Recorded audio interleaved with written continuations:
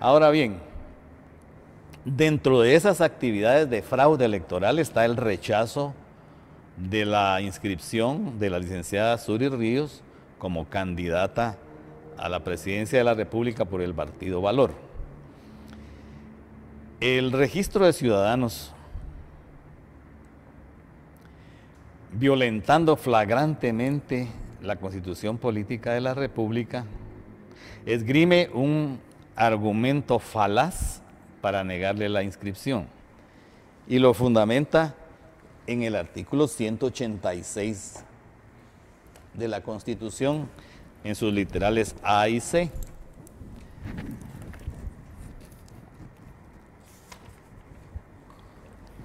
Me gustaría que lo pusiéramos en pantalla para que pueda ver realmente la teleaudiencia en qué consiste el artículo que causa tanto conflicto y que lo interpreta el registro de ciudadanos, y también lo ha hecho el Tribunal Supremo Electoral de manera tergiversada.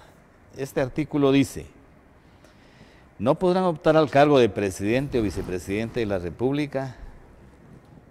Inciso A: el caudillo, jefes de un golpe de Estado, revolución armada o movimiento similar que hayan alterado el orden constitucional, ni quienes como consecuencia de tales hechos asuman la jefatura de gobierno. Este es el caso del general Ríos Montt, quien como consecuencia de un movimiento armado asumió la jefatura de gobierno. El inciso C, siguiendo las prohibiciones, dice que no pueden optar al cargo los parientes dentro del cuarto grado de consanguinidad y segundo de afinidad del presidente o vicepresidente de la República, cuando este último se encuentre ejerciendo la presidencia.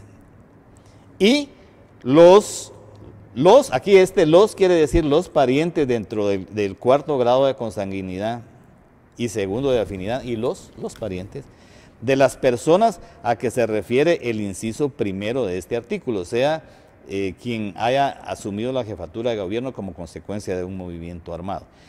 Pero como la condición aquí es que se encuentre ejerciendo la presidencia el presidente o el vicepresidente, o que estuviera ejerciendo la jefatura de gobierno el general Ríos Montt, que en paz descanse. Sí, el general Ríos Montt. Porque si se interpretara, ya no está aquí con nosotros. Si se interpretara que estas personas, es decir, los parientes dentro del cuarto grado de consanguinidad y segundo de afinidad de quien ejerció la jefatura de gobierno, tienen prohibición de por vida, se estarían violando derechos individuales inalienables de la persona. Entre otros, el artículo cuarto, que se refiere al derecho de igualdad. El artículo cuarto, que luego lo pongamos en pantalla, de la Constitución dice: libertad e igualdad. En Guatemala, todos los seres humanos son libres e iguales en dignidad y derechos.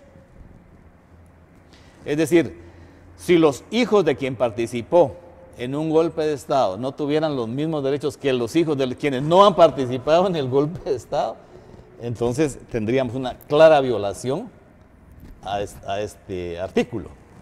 Es decir, no puede haber ninguna diferencia entre los hijos de quien dio un golpe de Estado y los hijos de quienes no han dado golpe de Estado. Si eso es elemental, sencillamente porque la responsabilidad, ni siquiera la responsabilidad penal, es heredable.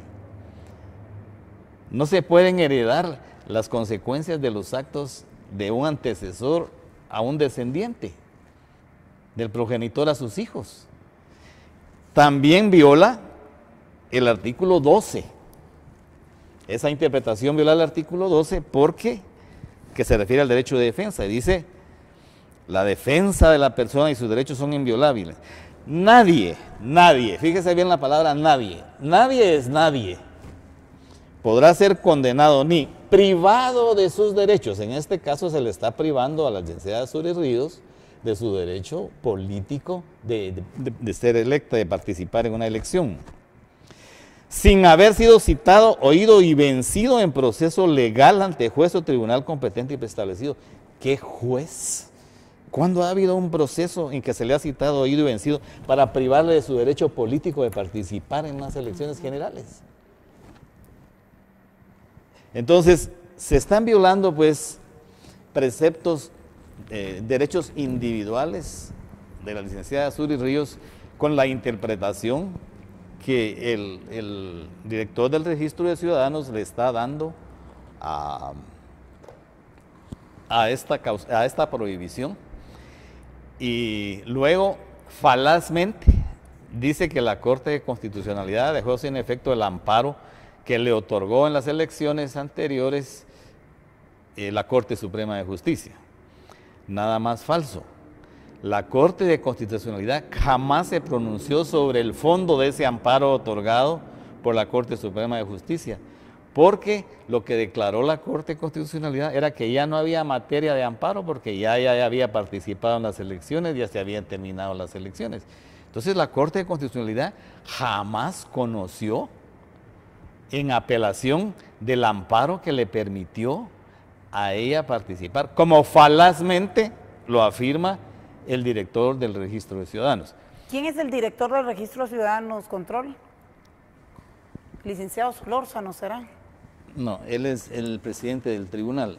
Ahorita le voy a decir. Él va a asumir, licenciado Solórzano va a asumir en breve la presidencia. El director es Leopoldo A. Guerra Juárez. Ah. Es el director del Registro de Ciudadanos. Y el secretario, licenciado Oscar,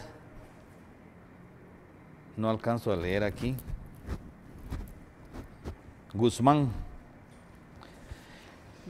Entonces, ellos se han atribuido el derecho de decidir quién participa y quién no participa de manera arbitraria, tergiversando totalmente no solo la interpretación de las literales A y C del artículo 186, sino violando flagrantemente los derechos humanos de la licenciada Suri Ríos. ¿Qué va a pasar ahora? Todas las impugnaciones que se dan durante el proceso electoral, que ya comenzó con la convocatoria, son impugnables por nulidad. Dentro del tercer día ya se interpuso esa nulidad. Se interpone ante el registro y en los 3 días siguientes debe resolverlo el Tribunal Supremo Electoral. Sí, a partir del momento en que fue presentada la nulidad, el Tribunal Supremo Electoral tiene 3 días para resolverlo y 2 días para notificarlo. El director del Registro de Ciudadanos no emite ninguna resolución sin haberle preguntado a los del Tribunal Supremo, miren cómo resuelvo esto, porque sería muy ingenuo de uno creer que ellos van a resolver en contra de lo que dicen sus superiores que están ahí mismo. Entonces, es obvio que el director del Registro Ciudadano le consultó a los magistrados del Tribunal Supremo si rechazaba o no rechazaba, y le dijeron rechace, y cuando venga la nulidad aquí nosotros vamos a confirmar su resolución. Es decir, eso es deducible de manera fácil. Entonces se va a interponer un amparo ante la Corte Suprema de Justicia contra el Tribunal Supremo Electoral.